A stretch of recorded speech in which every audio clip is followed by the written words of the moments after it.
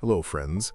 There is one bill worth more than $3,100 a year that if you are 65 or older in Canada, you may be allowed to stop paying out of your own pocket, legally, for the rest of your life.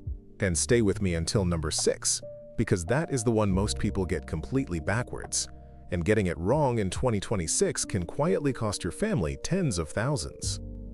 Number 1. The bill we are talking about is your property tax, and the tool is called a property tax deferral program. Here is exactly how it works. Instead of you writing a check to your city every year, the province pays your municipality on your behalf, and it registers a claim against your home. You keep living there. You owe nothing month to month. Nothing comes out of your pension, your CPP, or your OAS. The average Canadian homeowner pays somewhere between $3,000 and $3,300 a year in property tax. In Vancouver, the average bill is about $3,300, and in Toronto, it runs closer to $4,200 on an average assessed home. Picture Margaret, 71, in East Vancouver, on a fixed OAS and CPP income of about $2,200 a month. That $3,300 tax bill was eating an entire month and a half of her income every single year. She enrolled in deferral, and that $3,300 stayed in her account this year, next year, and every year she owns the home. Her neighbor made the opposite move. Kept paying in full from savings, drained an $11,000 cushion over 3 years, then had to borrow on a credit card at 19% to cover a furnace. 4 provinces run a version of this: British Columbia, Alberta, New Brunswick, and Ontario, with Nova Scotia and Prince Edward Island offering their own. In British Columbia, the age to qualify is 55. In Alberta, it is 65. So the first thing to do this week is confirm your province has a program and write down its name, because your city will never phone to tell you it exists. Number 2, and this is the number that decides whether deferral is a gift or a trap: the interest rate, which is changing in 2026. Deferral is not free. It is a loan against your home, and the province charges interest on it. In British Columbia, for years the rate was prime minus 2%, and it did not compound. Starting with taxes deferred in 2026, that flips to prime plus 2%, compounded monthly, roughly 6.5% a year. In Alberta, the current rate is 4.45%, reviewed every April and October. In New Brunswick, the 2026 rate is 3.949%. So the deferred $3,000 you skip this year is not frozen. It grows. At the old British Columbia rate, a $3,000 deferral cost you maybe $15 in a year. At the new 6.5% compounding, it costs closer to $200 in that first year alone, and more every year after. Take Harold in Kamloops, who deferred $5,000 a year without ever checking the rate. Over 8 years, his balance quietly grew to just under $52,000, $7,000 of that pure interest he never saw coming. The person who defers blindly without knowing their rate is the one who gets hurt. The person who checks the rate first and compares it to what that same money earns sitting in their own account. A GIC paying 4%, say, is the one who comes out ahead. Know your number before you sign anything. And remember what I said at the start. Number 6 is the one almost everyone believes the wrong way around, so keep it in mind as we go. Number 3. This is the trap catching British Columbia seniors right now, and it runs on a deadline. If you deferred your property taxes in past years, you were very likely enrolled in automatic renewal, meaning your deferral rolls over each year without you doing a thing. Here is the problem. For 2026, that automatic renewal defers your taxes at the new higher prime plus 2% compounding rate, not the old cheap rate you signed up for. Your 2025 balance and earlier stays under the old rules. But your 2026 taxes quietly move to the expensive rate unless you actively opt out. The deadline to opt out is June 1st, 2026. Take Bill and Doreen in Kelowna. They set up deferral back in 2018 at prime minus 2, ignored every renewal notice for years because nothing ever changed, and had no idea 2026 was different. On a $3,200 bill, staying on auto-renewal at the new rate would cost them over $200 a year they could have avoided with one phone call. More than $2,000 over the decade they plan to stay. You opt out through your ETA XBC account online or by calling 1-888-355-2700.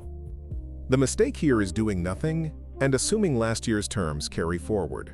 They do not. If you are a British Columbia senior on auto-renewal, and you would rather pay your own taxes than borrow at the new rate, that one phone call before June 1st is worth hundreds of dollars a year in interest you will never see again. Number 4. Who actually qualifies? Because the rules are not the same in every province, and one wrong assumption gets people rejected. In Alberta, you must be at least 65, though if you own the home with a spouse, only one of you needs to hit that age. So a 66-year-old husband and a 62-year-old wife still qualify together. You must be a Canadian citizen or permanent resident. The home must be your principal residence. And here is the one people miss. You need at least 25% equity in the home. That means your mortgage and any home equity line cannot add up to more than 75% of the home's value. On a $500,000 home, your debt against it must sit at or below $375,000. One man in Red Deer was refused because a $90,000 HELOC pushed his borrowing just over that line to $390,000, and reapplying cost him a full tax year of eligibility. Alberta does not look at your income at all. A comfortable retiree with a paid-off cottage qualifies the same as a struggling one. New Brunswick is the opposite. It uses income, and if your taxable family income tops $124,178, your rate more than doubles to almost 9%. Ontario's provincial deferral is aimed at low-income seniors 65 and up who receive the Guaranteed Income Supplement. The costly error is assuming you were shut out because a neighbor was. A New Brunswick couple earning $90,000 qualifies at under 4%, while the same couple in the province next door faces different rules entirely, so check yours against your own numbers, not someone else's story. Number 5. Now the math that decides whether this is brilliant or a slow leak. Because British Columbia's new rate compounds monthly, the balance does not grow in a straight line. It accelerates. Defer $3,000 a year at 6.5% compounding, and after 10 years you have not borrowed $30,000. With interest, you owe closer to $42,000. After 20 years, that same habit balloons past $90,000 owing against a home you thought you were protecting. That borrowed money is repaid from one place, the value of your home, when it is sold or when you pass it on. Consider a Victoria home worth $800,000 that climbs 4% a year, about $32,000 of new value annually, while the deferral costs 6.5% on a far smaller balance. There, deferring and keeping your cash invested can genuinely leave you ahead. Now flip it, a flat market where the home does not rise, and you deferred only because you forgot to compare the interest to your 4% GIC, that is money leaking out of your estate for nothing. One Nanaimo widower learned this the hard way. His condo held flat at $340,000 for 6 years, while his deferred balance grew $9,000 in interest that ate straight into what his daughter inherited.